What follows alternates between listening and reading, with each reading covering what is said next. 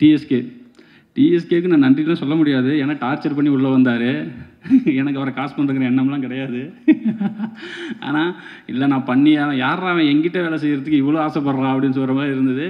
ஆனால் சண்டை போட்டு உள்ளே வந்து முதல் 2 நாள் ரொம்ப கஷ்டப்பட்டார். ஆனால் எதுவுமே இது பண்ணிக்காமல் ஒரு எப்படி சொல்கிறது, ரெடியாக இருந்தார். என்ன வேணாலும் பண்ணுறேன் ப்ரோ, எனக்கு ஒரு பிரேக் வேணும், நான் என்ன வேணாலும் பண்ணுறேன், என்ன பண்ணணும்னு சொல்லுங்கள், என்னை மாற்றி விடுங்கிற மாதிரி அதுக்கு வந்து ரொம்ப ஓப்பனாக இருந்தார்.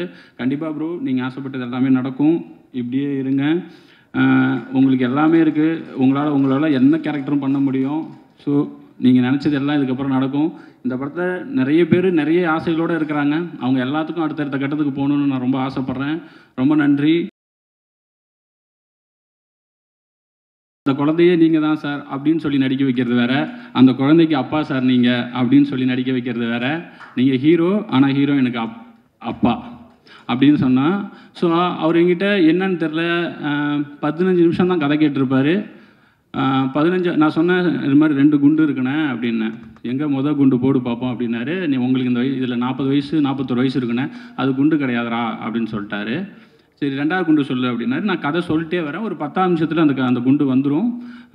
அது உங்களுக்கு பிடிச்சதுன்னா கன்டினியூ பண்ண சொல்லுங்கள், இல்லாட்டினா நான் அப்படியே அனுப்பி விட்டுருங்க அப்படின்னு சொல்லிட்டே வந்தேன். 10வது நிமிஷம் நீங்கள் வந்து அந்த துர்காவுக்கு அப்பா அப்படின்னு ஒரு நிமிஷம் அப்படியே பார்த்துட்டு, வந்திருக்கிற ப்ரெஸ் பீப்புள்ஸ், சோஷியல் மீடியா எல்லாருக்கும் ரொம்ப நன்றி. இந்த படத்தை எடுத்துகிட்டு போய் அவ்வளோ தூரம் நாங்கள் நல்ல படம் பண்ணிட்டோம். பட் அது கமர்ஷியலாக போகிறதுக்கு உங்கள் சப்போர்ட் தான் வேணும். அதை நான் நினச்சதை விட நீங்கள் நிறையாவே பண்ணி கொடுத்துருக்கீங்க. ஸோ உங்களுக்கு மனமார்ந்த நன்றி. விஜய் மேலவா, மம்தா மேலவா, விநாயகம் மேலவா. நான் கஷ்டப்படும் போதெல்லாம் கூட இருந்தாங்க, இப்போவும் கஷ்டப்பட போகிறேன். வா கூட இருங்க, சீக்கிரம் வா, டைம் இல்லைன்றாங்க.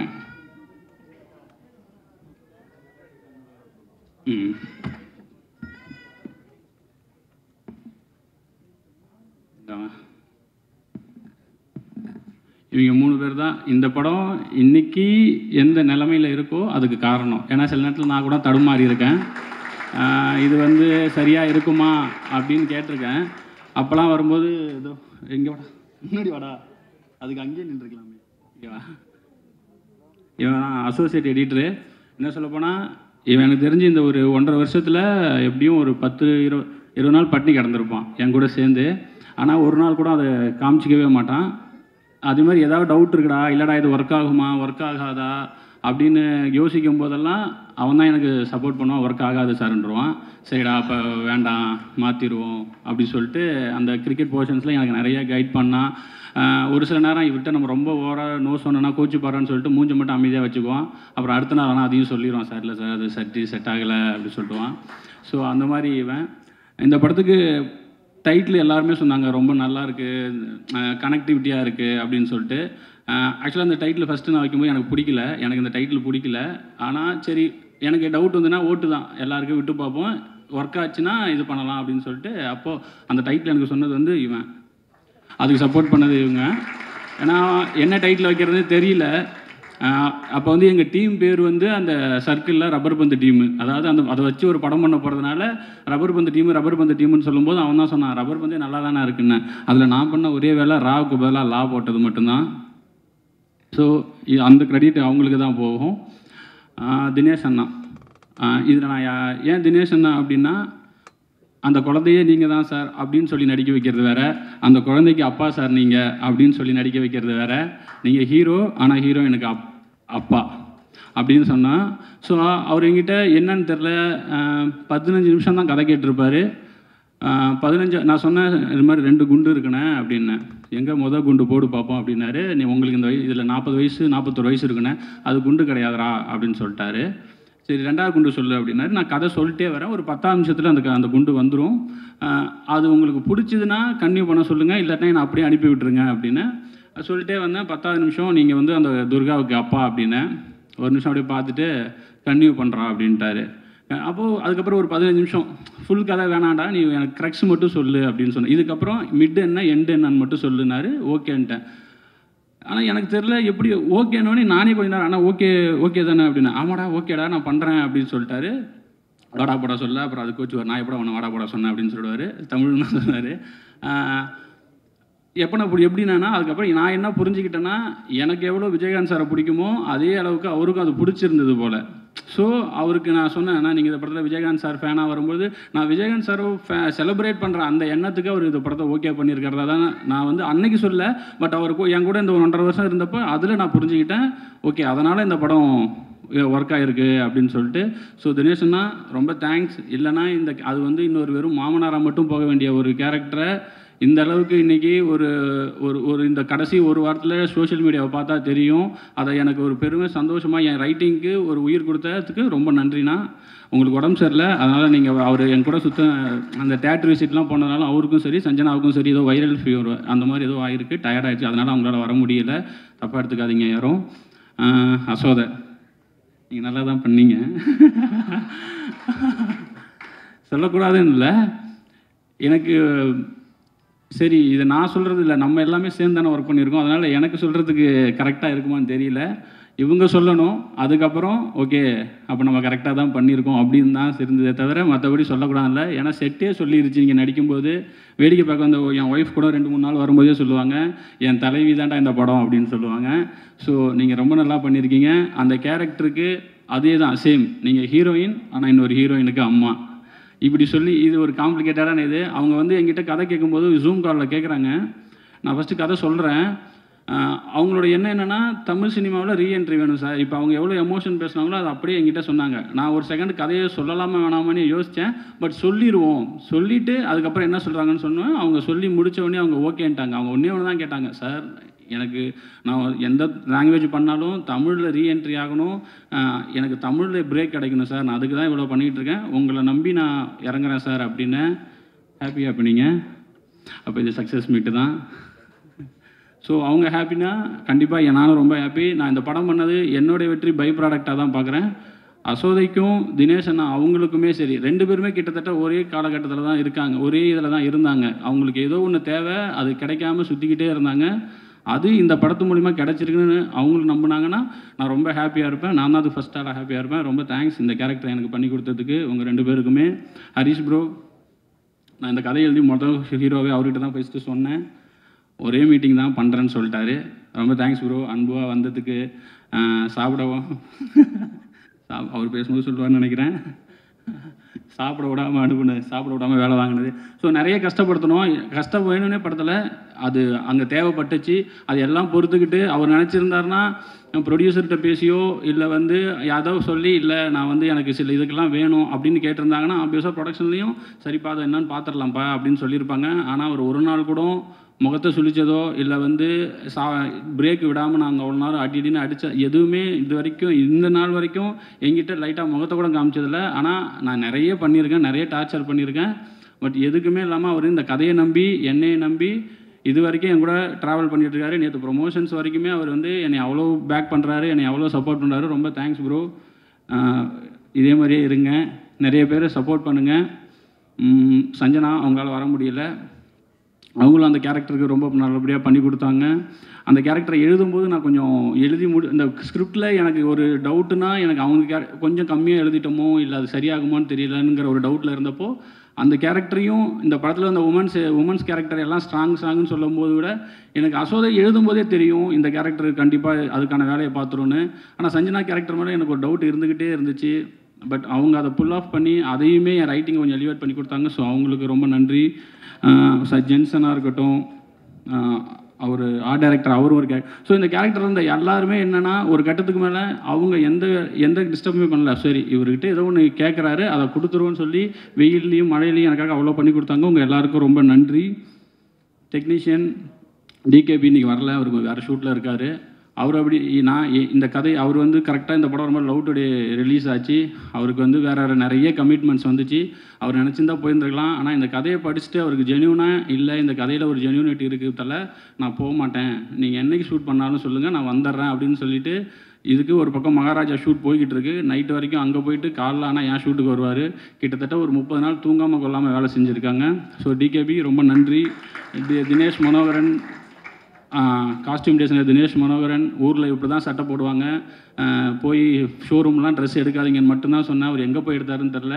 ஆனால் அந்த படத்தில் வர காஸ்டியூம்ஸாக இருக்கட்டும், அந்த வேர்ல்டை பில்ட் பண்ணுறதுக்கு எனக்கு ரொம்ப ஹெல்ப்ஃபுல்லாக இருந்துச்சு. தினேஷ் மனோகரனுக்கு நன்றி.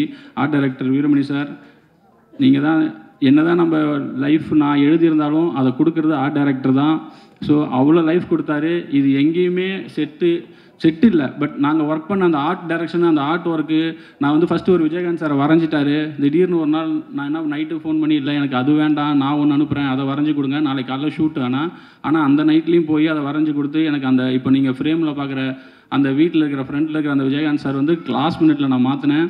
முகம் சொல்லிக்காமல் எனக்கு அதெல்லாம் பண்ணி கொடுத்தாரு. அது மட்டும் கிடையாது, நிறைய மானிட்டர் பக்கத்துலேயே உட்காந்துருப்பார். சின்ன சின்ன ஒன் மோர் கல்பெல்லாம் இம்ப்ரூவைஸ் பண்ணிக்கிட்டே இருப்பார். ஒன் மோருக்கு ஆர்ட் டைரக்ஷன் சைடில் இம்ப்ரூவைஸ் பண்ணுவாங்கங்கிறத நான் பார்த்தது கிடையாது.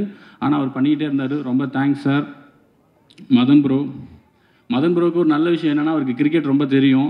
ஸோ அதனால் நான் என்ன எடுத்திருக்கேங்கிறதையும் அவருக்கு தெரியும். ஸோ கிரிக்கெட்டில் சில நேரத்தில் நான் வந்து ஏதாவது வேணான்னு சொன்னால் கூட, இல்லை ப்ரோ இது நல்லாயிருக்கும், ஒர்க் ஆகும். அதே மாதிரி ஷூட்டு போகும்போது ரொம்ப ஹெக்டிக்காக இருந்தது. ரொம்ப நாங்கள் ஒரு மாதிரி எனக்கெல்லாம் ஒரு மாதிரி இது எடுக்கிறது சரியாக தப்பான்னு பார்க்குறது கூட நேரம் இல்லாமல் ஓடிக்கிட்டு இருந்தப்போ அவர்கிட்ட இருந்து ஒரு ஃபோன் கால் வரும். ப்ரோ நல்லா போய்கிட்டுருக்கு, சூப்பராக போயிட்டுருக்கு. நான் ஒரு நாள் என்னங்க இதை வேறு ஏதாவது சொல்லுங்கன்னு, சூப்பராக இருந்தால் சூப்பராக இருக்குன்னு மட்டும் தான் ப்ரோ சொல்ல தெரியும் எனக்கு அப்படின்னு சொன்னார். அந்த நேரத்தில் அது எனக்கு அந்த வேர்டு, ஏன்னா என்ன நடக்குது, நான் எடுக்கிறது ஒர்க் ஆகுதா, ட்ராமா ஒர்க் ஆகுமா ஆகாதான்னு நான் அவ்வளோ டவுட்லேயே இருக்கும் பொழுது அவர் மட்டும்தான் சொல்லிட்டே இருப்பார், ப்ரோ சூப்பராக வந்துகிட்டு இருக்குன்னு. அந்த சூப்பராக வந்துட்டு இருக்கிறது ரிலீஸுக்கு அப்புறம் வரைக்குமே இப்போ எல்லாருமே சொல்கிறீங்க சூப்பராக வந்திருக்குன்னு. ரொம்ப தேங்க்ஸ் ப்ரோ. அந்த வேர்டுக்கு உங்கள் ஒர்க்கை விட உங்கள் வேர்டு தான் எனக்கு பயங்கரமாக மோட்டிவேட் பண்ணிச்சு. ரொம்ப தேங்க்ஸ். மோகன் ராஜா, உங்கள் லிரிக்ஸ் உங்களுக்கே மறந்துச்சு. இதை போட போகிறாங்க ஃபஸ்ட்டு. மோகன் ராஜா கனாவிலேருந்தே எனக்கு பழக்கம். கனாவில் எப்படின்னா, நான் ஒரு 4 பாட்டு சினிமாவுக்கு வராதுக்கு முன்னாடி ஒரு 5-6 பாட்டு எனக்கு ரொம்ப பிடிக்கும். அந்த லிரிக் ரைட்டர் கூட ஒர்க் பண்ணணும் அப்படின்னு ஆசைப்பட்டு கனாவில் உட்காந்துருக்கும் போது இவர் வந்து ஆஃபீஸில் உட்காந்துருக்காரு. நான் சொன்னேன் இந்த மாதிரி பாட்டு எழுதி கொடுங்கன்னா, அந்த பாட்டு எழுதுனதே நான் தான் அப்படின்னு சொன்னார். ஸோ அந்த மாதிரி ஒரு இன்சிடென்ட்டு விதியில் வந்து மாட்டினார் என்கிட்ட. ரொம்ப நன்றிங்க. சில்லாஞ்சேரி கேக்கு அதை விட ரொம்ப முக்கியம் ஆசை வரவேற்கு எனக்கு ரொம்ப ரொம்ப ரொம்ப நன்றி. உங்கள் ஒர்க் இன்னும் பயங்கரமாக பேசப்படும். டிஎஸ்கேக்கு நான் நன்றிலாம் சொல்ல முடியாது, ஏன்னா டார்ச்சர் பண்ணி உள்ளே வந்தார். எனக்கு அவரை காசு பண்ணுறங்கிற எண்ணம்லாம் கிடையாது. ஆனால் இல்லை நான் பண்ணி யாரா அவன் எங்கிட்ட வேலை செய்கிறதுக்கு இவ்வளோ ஆசைப்பட்றான் அப்படின்னு சொல்கிற மாதிரி இருந்தது. ஆனால் சண்டை போட்டு உள்ளே வந்து முதல் 2 நாள் ரொம்ப கஷ்டப்பட்டார். ஆனால் எதுவுமே இது பண்ணிக்காமல் ஒரு எப்படி சொல்கிறது, ரெடியாக இருந்தார். என்ன வேணாலும் பண்ணுறேன் ப்ரோ, எனக்கு ஒரு பிரேக் வேணும், நான் என்ன வேணாலும் பண்ணுறேன், என்ன பண்ணணும்னு சொல்லுங்கள், என்னை மாற்றி விடுங்கிற மாதிரி அதுக்கு வந்து ரொம்ப ஓப்பனாக இருந்தார். கண்டிப்பாக ப்ரோ நீங்கள் ஆசைப்பட்டது எல்லாமே நடக்கும், இப்படியே இருங்க. உங்களுக்கு எல்லாமே இருக்குது, உங்களால் என்ன கேரக்டரும் பண்ண முடியும். ஸோ நீங்கள் நினச்சது எல்லாம் இதுக்கப்புறம் நடக்கும். இந்த படத்தில் நிறைய பேர் நிறைய ஆசைகளோடு இருக்கிறாங்க. அவங்க எல்லாத்துக்கும் அடுத்தடுத்த கட்டத்துக்கு போகணுன்னு நான் ரொம்ப ஆசைப்பட்றேன். ரொம்ப நன்றி. கடைசியாக லக்ஷ்மண் சார், நான் வேறு ஒரு கதை சொல்ல தான் வந்தேன். ஆனால் லக்ஷ்மண் சார் தான் என்ன ஜேனர்னு ஃபஸ்ட்டு கேட்டார். நான் பவுண்டடோட வேறு போயிருந்தேன். நல்லா தைரியமாக பவுண்டட் இருக்குது என்ன பண்ணிடுவாங்க நம்மளே அப்படி சொல்லிட்டு போய் பவுண்டடை நீட்டினேன். கதையெல்லாம் பவுண்டடை பார்த்தாரு, என்னை பார்த்து என்ன ஜேனர்ப்பா அப்படின்னாரு. இந்த மாதிரி ராம்காம் சார் காலேஜ்னே. வேணாம்ப்பா அப்படின்ட்டாரு. என்ன சார் கதை சொல்கிறேன், இல்லைப்பா வேணாம்ப்பா, ராம்காம் வேணாம்ப்பா. என்னைய சார்கிட்ட அனுப்புனது வந்து அருண்ராஜா சார். அவர் தான் வந்து போடா பிரின்ஸ் பிக்சர்ஸில் அவன் பேரை சொல்லியிருக்கேன், கதை சொல்கிறா அப்படின்னு சொன்னாங்க. நான் போய் உட்காந்தோன்னே இல்லைப்பா அது வேண்டாம், அருண்ராஜா சொன்னது வந்து உங்ககிட்ட மண் சார்ந்த கதை ஏதாவது இருக்குன்னு தான் சொன்னார். எனக்கு வாழ்வியலோட ஏதாவது கதை இருந்தால் சொல்லுப்பா அப்படின்னு சொல்லும்போது ஜஸ்ட் ஒரு 20 நிமிஷம் தான் சொன்னேன். இப்போ நான் பேசிக்கிட்டு இருக்க நேரத்தை விட கம்மியாக தான் கதை சொன்னேன் அவருக்கு. அவர் சரிப்பா நான் ஒரு 3 டேஸில் கூப்பிட்றேன்னொன்னே நான் 2.5 மணி நேரம் கதை சொல்லி கட்டி பிடிச்சி என்னை அனுப்புனவங்களே என்னை கூப்பிட்டது கிடையாது. சரி இது எங்கே நடக்க போகுது அப்படின்னு சொல்லிட்டு நான் வந்துட்டேன். அதுக்கப்புறம் 3ஆவது நாள் கூப்பிட்டு திடீர்னு அவங்க தண்டட்டிக்கு பூஜை போடுறாங்க. அன்றைக்கி என்னையும் வர சொல்லியிருந்தாங்க. சரி எதுக்கோ வர சொல்கிறாங்க போல், டெவலப் பண்ணிட்டியா, 3 நாள் எப்படி டெவலப் பண்ணுறதுன்னு சொல்லிட்டு போனால் மாலையை போட்டு சைன் பண்ண வச்சு நீ தான் படம் பண்ணுற அப்படின்ட்டாங்க. எனக்கு ஒரே ஆச்சரியமாக இருக்குது. என்னடா இது 2.5 வருஷமாக பவுண்டரோட நான் சுற்றிக்கிட்டு இருக்கிறேன், அந்த கதை நடக்கவே இல்லை. 20 நிமிஷம், ஜஸ்ட் 20 நிமிஷத்துக்கு கம்மியாக ஒரு கதை சொல்கிறேன். 2 கேரக்டர் தான் சொன்னேன். பூமாலன்னு ஒரு கேரக்டர், கெத்துன்னு ஒரு கேரக்டர், அன்புன்னு ஒரு கேரக்டர். 2 பேருக்கும் சண்டை, 2 பேரும் கிரிக்கெட் விளையாடுவானுங்க. ஆனால் 2 பேரும் மாமா மருமகன் சார். இவ்வளோ தான் நான் சொன்னேன். இதை யாராவது ஒத்துப்பீங்களா, ப்ரொடியூஸ் பண்ணுவீங்களா? பண்ணிட்டாரு. ஹாப்பியாக இருப்பாருன்னு நினைக்கிறேன் சார் இப்போது. ஸோ இந்த படம் என்னுடைய ஃபஸ்ட்டு படமாக ஆனதுக்கு ரீசன் வந்து லக்ஷ்மண் சார். அதுக்கு நான் எப்பயுமே கிராட்டிடியூடாக இருப்பேன். ரொம்ப நன்றி சார் இந்த படத்தை என்னுடைய டெபியூட்டாக மாற்றினதுக்கு. ஷான் எங்கேயும் வரமாட்டாங்க, மறந்து போயிடுறாரு. ஷான் வந்து எப்படின்னா, நான் எப்படி அமைதியை விட்றேன்ருக்கேனோ அதுக்கு ஆப்போசிட்டு பேசிகிட்டே இருப்பார். எனக்கும் சேர்த்தே பேசிகிட்டே இருப்பார். பாட்டெல்லாம் போட போயிடும். 5 நிமிஷத்தில் பாட்டு போடுற வேலைலாம் முடிஞ்சிடும். அந்த பாட்டை போட்டு முடிச்சுட்டு சினிமாவில் என்ன நடக்குதுன்னு பேசுவோம். லஞ்சில் ஆரம்பித்து டின்னர் வரைக்கும் பேசி முடிச்சுட்டு அதுக்கப்புறம் ஓகே தலை பாட்டு நாளைக்கு வந்துடும்னாரு. மொத்தமாக எனக்கு 2 பாட்டுக்கு சேர்த்து மொத்தமே 3 டியூன் தான் கொடுத்தாரு. அதில் 2 டியூன் எனக்கு ஓகே வச்சு ஷானை நம்பி நம்ம சில நேரத்தில் விட்டுறலாம். நான் மற்றவங்கள கூட ஏதாவது நான் போய் ஏதாவது நோண்டுவேன். ஷானுக்கிட்ட இது வரைக்கும் நான் எதுவுமே எனக்கு இப்படி தான் வேணும்னு சொல்லி கேட்டதில்லை. ஏன்னா ஷான் வந்து அவ்வளோ இதாக இந்த படத்துக்கு ஒர்க் பண்ணி கொடுத்தாரு. இந்த படத்துக்கு ரொம்ப கஷ்டம் வேறு நீங்கள் பிஜிஎம் பண்ணுறது.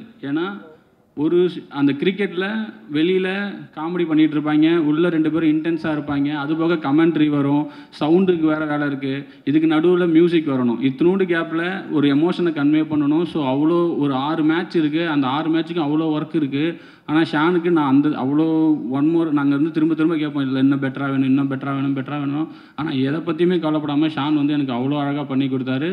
ஷான் ரோல்டனுக்கு இது கண்டிப்பாக என்னென்னா, நான் எடுத்த படத்தை விட இந்த படத்தை இன்னும் பெருசாக காமிச்சதில் ஷானுக்கு வந்து ரொம்ப மிகப்பெரிய பங்கு இருக்குது. ஸோ ஷான் ரொம்ப நன்றி. நீங்கள் இது பிஸியாக இருக்கீங்க, வரல நீங்கள், ஆனால் உங்கள் ஒர்க்கு இந்த படத்துக்கு அப்புறம் இன்னமும் பேசப்படும். நான் ரொம்ப ஆசைப்பட்றேன். ரொம்ப நன்றி வந்திருக்க எல்லாருக்கும். மீண்டும் சொல்கிறேன், இந்த படம் நான் நிஜமாலுமே சொல்கிறேன், இந்த படம் ஹிட் ஆகும்னு நான் நம்பினேன். ஆனால் இவ்வளோக்கு அளவு கிரிட்டிக்கலாகவும் சரி, இதான் எனக்கு இவ்வளோ பேர் கிடைக்கும், இவ்வளோ இது நான் நிஜமாலுமே நினச்சி பார்க்கல. நான் அன்றைக்கி ஹரிஷ் ப்ரோட்ட கூட சொன்னேன், ப்ரோ நம்ம 2 பேரும் ஒரு 3-4 மணி நேரத்துக்கு வேறு யாராவது ஆகி இந்த படத்தை ஒரு தடவை பார்த்துடணும், நிஜமாலுமே இந்த படம் இப்படி இருக்கான்னு நம்ம வாட்டி செக் பண்ணிடணும். இவ்வளோ வர்றது எனக்கு வந்து ஒரு மாதிரி என்னடா இது நம்ம தான் பண்ணோமா அப்படிங்கிற மாதிரி இருக்குது, எனக்கு ஒரு மாதிரி சரியெல்லாம் இருக்குது. அப்படி போன ஐயோ கம்முனி அப்படின்னு சொல்லி பேசிட்டு இருந்தார். ஸோ ஹரிஷ் ப்ரோ இனிமேல் சொல்லலாம், ஷூட்டிங்கை விட ஷூட்டிங்க்கு அப்புறமும் சரி, அந்த எனக்கு எப்பப்பெல்லாம் வந்து சப்போர்ட்டாக இப்போ வந்து ஒரு பிரதர் மாதிரி ஒரு கட்டத்தில் நான் வந்து ஹரிஷ் ப்ரோலாம் விட்டு இப்போ ஹரிஷ்னே பேச ஆரம்பிச்சிட்டேன். ஸோ ரொம்ப தேங்க்ஸ் ப்ரோ, அந்த இடத்துக்கு எனக்கு ஸ்பேஸ் கொடுத்ததுக்கு ரொம்ப நன்றி.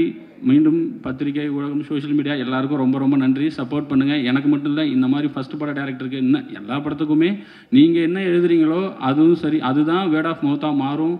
ஸோ சப்போர்ட் பண்ணுங்கள். ரொம்ப நன்றி. யாரையாவது விட்டுட்டேன்னா என் ஒய்ஃபுக்கு நன்றி. நான் படம் எடுத்ததுக்கு இப்போ இந்த படம் எடுத்ததுக்கு இவங்க எல்லாருக்கும் நன்றி சொன்னேன். நான் சினிமாவில் இருந்ததுக்கு ரீசன், நான் ஓடி போகாமல் சினிமாவில் இருந்ததுக்கு ரீசன் என் ஒய்ஃபும் என் தம்பியும். ஸோ அவங்க 2 பேருக்கும் ரொம்ப நன்றி. என் தம்பி பேரை தான் நான் அன்புன்னு சொல்லிட்டு ஹரிஷ் ப்ரோவுக்கு வச்சுருக்கேன். ஸோ ரொம்ப நன்றி. ரொம்ப நன்றி.